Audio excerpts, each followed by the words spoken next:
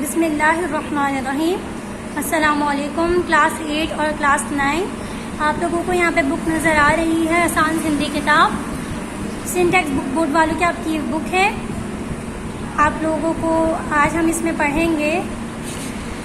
آپ کو یہاں پہ فہرست نظر آ رہی ہے نثر کے آپ لوگوں کے پہلا چیپٹر ہے آپ لوگوں کا حجۃ الوداع وارو خطبوں. اس میں ہم نبی پاک صلی اللہ علیہ وآلہ وسلم کے آخری خطبے کے بارے میں پڑھیں گے، آخری حج کے بارے میں پڑھیں گے.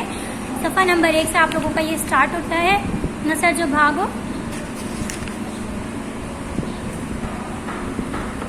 اچھا، بسم اللہ الرحمن الرحیم. حجۃ الوداع وارو خطبوں. شروع اللہ کے نام سے جو بہت بڑا مہربان نہایت رحم والا ہے. یعنی کہ حج وداع کا آخری خطبہ، یعنی وہ حجۃ الوداع والا خطبہ. آپ لوگوں کو یہاں پر مسجد حرم کی تصویر نظر آ رہی ہے. اس کے نیچے سے آپ لوگ دیکھیں. ہجری ڈہن سال جی ذوالحج مہینے ماں حضرت محمد رسول اللہ صلی اللہ علیہ وآلہ وسلم جن اٹکل 1,40,000 مسلمانوں کی جماعت سان آخری حج ادا کیو. مناسب کی ادائیگی کان ہوئے. 5 عرفات جے مدان مڈاچی تے چڑھی خطبو ڈناؤ. یہ خطبو مسکینن بانہن زالن ای یتیمن جی حقن جو کلیل پدر نامو ہو. ہجری کے 10ویں سال ذوالحج کے مہینے میں نبی پاک صلی اللہ علیہ وآلہ وسلم نے تقریباً 1,40,000 مسلمانوں کی جماعت کے ساتھ اپنا آخری حج ادا کیا. جو ہمارے پیارے نبی صلی اللہ علیہ وآلہ وسلم نے اپنی زندگی میں پہلا اور آخری حج ادا کیا تھا. نبی پاک صلی اللہ علیہ وآلہ وسلم نے 3 عمرے اور 1 حج ادا کیا تھا. تو یہ نبی پاک صلی اللہ علیہ وآلہ وسلم کا آخری حج تھا اور پہلا حج بھی تھا. پہلا اور آخری حج تھا. انہوں نے اس کے بعد ٹوٹل انہوں نے کتنے لوگوں کی مسلمانوں کی جماعت تھی ان کے ساتھ 1,40,000 مسلمانوں کے ساتھ اپنا یہ حج ادا کیا تھا. جب مناسک حج کے مناسک جو ہوتے ہیں، مناسک حج کی ادائیگی کے بعد جب آپ صلی اللہ علیہ وآلہ وسلم میدان عرفات میں پہنچے تو وہاں پہ انہوں نے حج کا خطبہ دیا. وہ خطبہ مسکینوں، بچوں، عورتوں اور یتیموں کے حقوق کے لیے کھلم کھلا اعلان تھا. ان کے حقوق کے لیے، یعنی کہ ان کی جو حقوق ہوتے ہیں اس کے لیے کھلم کھلا اعلان کیا تھا کہ ان کے کیا کیا حقوق ہے، ان کا کیا حق ہے اور ہمارا کیا فرض ہے. ان ماں پانچ سگورن صلی اللہ علیہ وآلہ وسلم مسلمانن کے توحید جی امانت قرآن دی دستور کی ساتھ ساندھی رکھن جو تاکید فرمایو. ہک بھائی جی جانن لجن ای ملکتن جی احترام رکھن جی تلقین کیاؤں. بانن سان شفقت، یتیمن سان مہربانی ای مسکینن جی سنبھال ای عورتن سان عدل ای سندن حقن جی حرمت جو تاکید کیاؤں. سندن خطبے جو کی اہم گالیوں ہے آہن.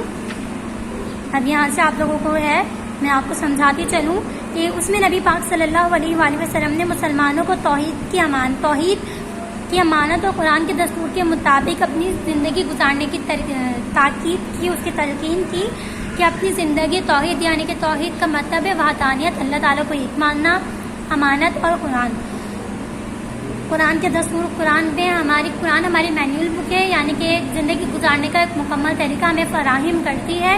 اس کے مطابق، اس کے دستور کے مطابق ہمیں زندگی گزارنے کی، اپنی سانسیں زندگی کی گزارنے کی تلقین کی گئی ہے، تاکید کی نبی پاک صلی اللہ علیہ وآلہ وسلم نے کہ ایک دوسرے کی جانوں کی، عزتوں کی اور ملکیتوں کا احترام ہمارے اوپر فرض کیا کہ ہمیں ایک دوسرے کی عزتوں کا، جانوں کا اور مال و دولت کا. ملکیتیں یہ ہوتے ہیں، جیسے ملکیت کی میں آپ لوگوں کو ایک مثال دیتی ہوں. یہ پینسل ہے، ٹھیک ہے.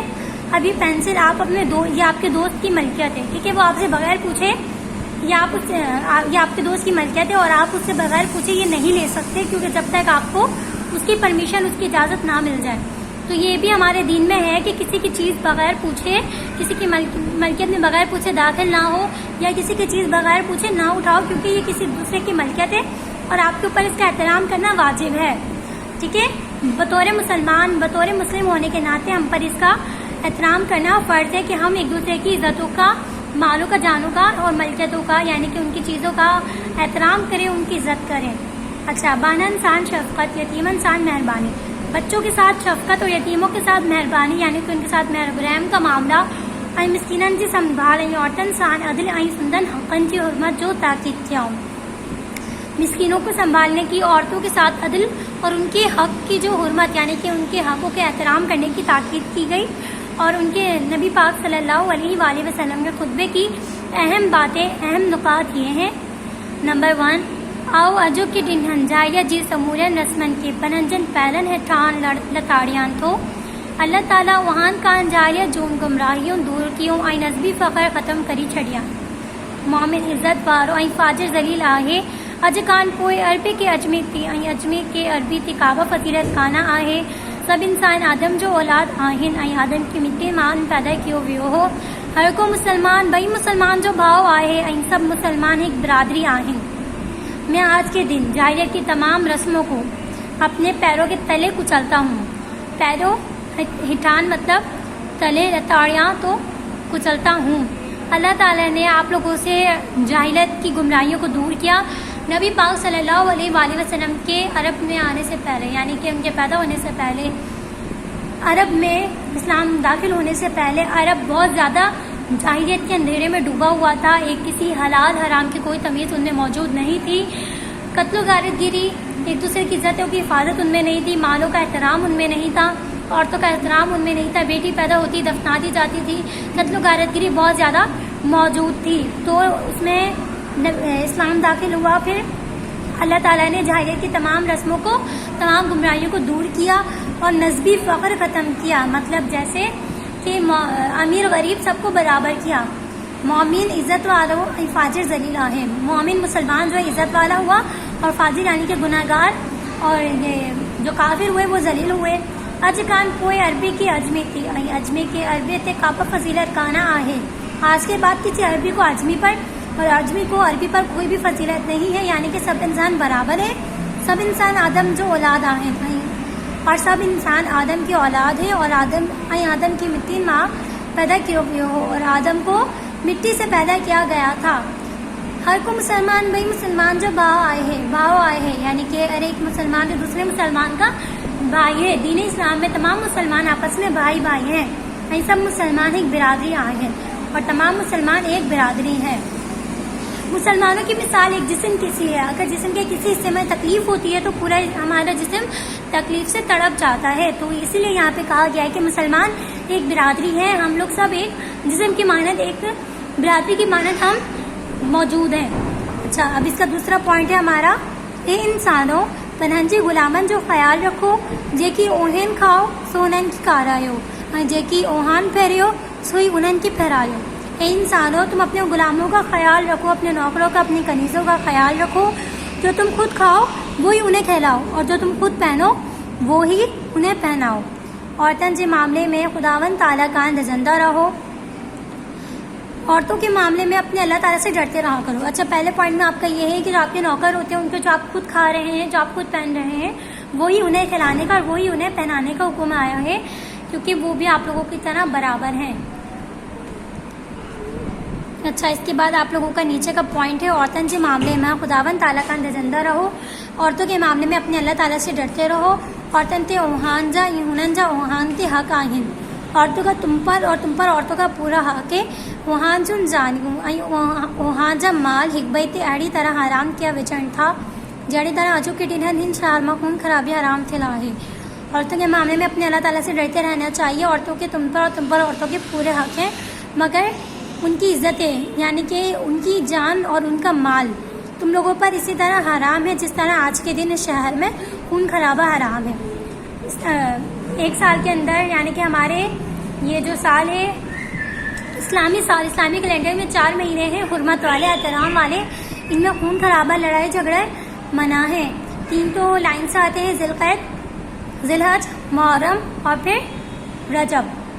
یہ حرمت والے مہینے ہوتے ہیں اور ان میں لڑائی جھگڑے یہ سب چیزیں منع ہوتی ہیں۔ اچھا، آؤ وہان وٹ ایک ایڑی شہی چھڑی وجہ رہیو آہیان جے کڈن ان کی مضبوطی سان جھلیندہ تا کڈن با گمراہ نہ تھیندا، ایہو آہے اللہ جو کتاب۔ میں تمہارے پاس ایک ایسی چیز چھوڑ کے جا رہا ہوں، اس کو مضبوطی کے ساتھ پکڑ لو اور اس پہ چلو، اسے گمراہ مت ہونا۔ اور وہ اللہ تعالیٰ کی کتاب ہے، یعنی کہ میں نے جیسا آپ کو پہلے بتایا کہ ہمارے لیے قرآن پاک ایک زندگی گزارنے کا پورا طریقہ بیان کرتی ہے. تو نبی پاک صلی اللہ علیہ وآلہ وسلم فرما رہے ہیں کہ میں تم لوگوں کے پاس ایک چیز چھوڑ کے جا رہا ہوں, اس کو تم لوگ مضبوطی سے پکڑ لو اور اسے گمراہ مت ہونا. وہ اللہ کی کتاب ہے. قرض ادا کیوں وجہ ادھاڑی سے واپس دینے وجہ آئیں زامین قرض بھری رہن لائے بدل آہے. قرض ادا کرو, کسی سے ادھار لیا ہوا ہے تو وہ وقت پر واپس کر دو. ضامن جو قرض کی ضمانت دیتا ہے اس کو چاہیے کہ وہ اپنے فرض سے پوری طرح انصاف کرے. خبردار متامون کان پوئے گمراہی وچو اہیں بھائی جون سسیوں لاہندہ رہو. خبردار میری بات تم لوگ گمراہ مت ہو جانا اور ایک دوسرے کی گردنیں مت کاٹنے لگنا. نبی پاک صلی اللہ علیہ وآلہ وسلم فرما رہے ہیں کہ میرے جانے کے بعد تم لوگ گمراہیوں میں واپس پہلے کی طرح مت ہو جانا اور ایک دوسرے کی بات بات پہ گردنیں یعنی کہ قتل و غارتگری خون خرابہ مت کرنے لگ جانا. اوہان کے لفظ والجلال جی آڈو حاضر تھیڑو آہے. تم سب کو اللہ یعنی کہ ہم سب کو اللہ تعالیٰ کے پاس حاضر ہونا ہے. ایہو اوہان جی بابت اوہان کان پچھاڑو کندو. وہ تم لوگوں سے تمہارے عملوں کے بابت یعنی کہ تمہارے عملوں کے بارے میں تمہارے اعمال کے بارے میں پوچھے گا. ڈوہاری پننجی ڈوہا لائے خود ذمہ وار آہے. گنہگار اپنے گناہ کے لیے خود ذمہ دار ہے. پیو جی ڈوہا لائے پٹ جی ڈوہا لائے پیو ذمہ وار نہ آئے. باپ کے گناہ کے لیے بیٹا اور بیٹے کے گناہ کے لیے باپ ذمہ دار بالکل نہیں ہے. ہم اپنے گناہ کے لیے اپنے قصور کے لیے خود اللہ تعالیٰ کے آگے جواب دہ ہوں گے. جکڈن کو بنا کارو اے شیدی شخص وہاں جو امیر حجے. اگر آپ لوگوں کے اوپر کوئی حاکم ہے کوئی امیر ہے یعنی کہ ہمارے حکمران جو ہیں وہ ہمارے اوپر اگر ہمارے اوپر مقرر کیے گئے ہیں تو ان کی وہاں کے اللہ تعالیٰ سے کتاب موافق لائے وہ اور مطلب جیسے تم لوگوں کو وہ اللہ کے دین پر چلائیں. یعنی کہ ہماری ایک اسلامی ریاست ہے اور یہ چل ہی دین اسلام کے اصولوں کے مطابق رہی ہے. تو ہمارے حکمرانوں کی مطلب جیسے ان کی اطاعت کرنا ہمارے اوپر فرض ہے. ان کی اطاعت و فرمانبرداری کرو یہ ہمارا اللہ تعالیٰ ہم سے فرما رہا ہے. ہمارے نبی پاک صلی اللہ علیہ وآلہ وسلم کے ذریعے ہمیں یہ حکم دے رہا ہے کہ ہمارے حکمرانوں کی بات ماننا بھی ہمارے اوپر فرض ہے. ان کی اطاعت و فرمانبرداری کرنا بھی. پرنجے خالق جو عبادت کریو. اس نکات میں ہمیں کہا جا رہا ہے کہ ہم اللہ تعالیٰ کی عبادت کریں. خالق کون ہے ہمارا خالق اللہ تعالیٰ ہے. ہمیں پیدا کرنے والا خالق کہتے ہیں خلق کرنے والے کو یعنی کہ بنانے والے کو. اپنے بنانے والے کی عبادت کرو. عبادت کس کی کرنی چاہیے؟ ہمیں اللہ تعالیٰ کی کرنی چاہیے کیونکہ وہی ہمیں بنانے والا ہے. 5 وقت نماز پڑھو. 5 وقت کی اللہ تعالیٰ سے 5 وقت نماز پڑھنی چاہیے ہمیں. ماہ رمضان میں روزہ رکھو. پورے رمضان کے ہمیں روزے رکھنے چاہیے. دینی حکم کی اطاعت کریو اور دینی جو حکم ہے جو ہمارے لیے احکامات نازل ہوئے ہیں ہمیں ان کی اطاعت ان کی فرمانبرداری کرنی چاہیے. تو اللہ تعالیٰ جس جنت میں داخل کی جو تو اللہ تعالیٰ ہمیں جنت میں داخل کر دیں گے. مذہب میں انتہا پسندی کان بچندہ رہ جو چھا کان تا اوہان کان اگیون کومن با انہیں کری ٹولین کی تباتی ویو. مذہب میں ہمیں اپنی انتہا پسندی سے بچتے رہنا چاہیے کیونکہ اللہ پاک حد سے تجاوز کرنے والوں کو بھی پسند نہیں کرتا ہے. ہر چیز کو اعتدال میں آئی ہے. ہر چیز اعتدال میں آئی ہے. تو اس میں ہم سے پہلے کی قومیں بھی اسی لیے تباہ و برباد ہو گئی تھیں کیونکہ انہوں نے اللہ تعالیٰ کے حکم کے مطابق نہیں چلے تھے. ہر چیز میں حد سے زیادہ بڑھے اور ٹکڑے ہو گئے اور تباہ و برباد ہو گئے. خطبے کان پوئی نبی کریم صلی اللہ علیہ وآلہ وسلم جن مانن کان پوچھو چامون اوہان تائن اللہ تعالیٰ جو پیغام پہنچایو. خطبے کے بعد نبی کریم صلی اللہ علیہ وآلہ وسلم نے لوگوں سے بلکہ پوچھا کیا میں نے تمہارے تک اللہ تعالیٰ کا پیغام پہنچا دیا؟ مارن جواب دیو. لوگوں نے جواب دینے ہاں اے اللہ جا رسول اوہان اللہ تعالیٰ جو پیغام اسا تائن پہنچایو. ایہو جواب ودی پان فرمایو اللہم اشہد یعنی اے منجب مولا تو شاہد تھا جا. جب لوگوں نے کہا کہ ہاں اے اللہ کے رسول آپ نے اللہ تعالیٰ کا پیغام ہم تک پہنچا دیا تو اسی وقت نبی پاک صلی اللہ علیہ وآلہ وسلم نے ان کا جواب سن کے فرمایا اللہم اشہد یعنی کہ اے میرے مولا اے میرے اللہ تم گواہ رہے تو گواہ رہی ہو یعنی کہ تو گواہ رہے کہ میں نے تیرا پیغام ان تک پہنچا دیا. خطبے کی پچھاڑی ماں پانچ قرن صلی اللہ علیہ وسلم سبنی مسلمانن نبی پاک جب خطبہ ختم ہو چکا تو نبی پاک صلی اللہ علیہ وآلہ وسلم نے خطبے کے آخر میں مسلمانوں کو الوداع کہا. تمام مسلمانوں کو اور ان کو تاکید فرمایا تھا جے کی شخص ہتھے موجود آئیں یعنی کہ جو شخص یہاں پر موجود ہے سی غیر موجود شخص تائیں یہ پیغام پہنچائیں تو وہ غیر موجود شخص تک یہ پیغام پہنچا دے.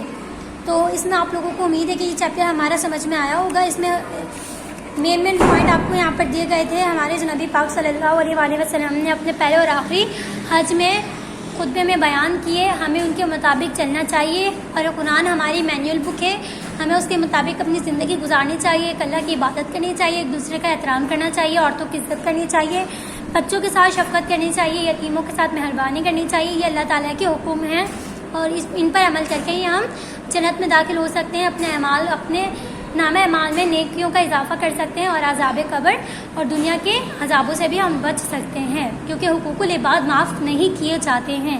اس خطبے میں زیادہ تر حقوق العباد کا ذکر تھا، تو امید ہے کہ آپ لوگ اس پر قائم رہیں گے اور اس کے اوپر چلیں گے، اور آپ لوگوں کو یہ چیپٹر حرف بحرف سمجھ میں آیا ہوگا۔ اس کے ساتھ اب ہم نیکسٹ چیپٹر کے ساتھ آپ کے پاس حاضر ہوں گے۔ فی امان اللہ، اللہ حافظ۔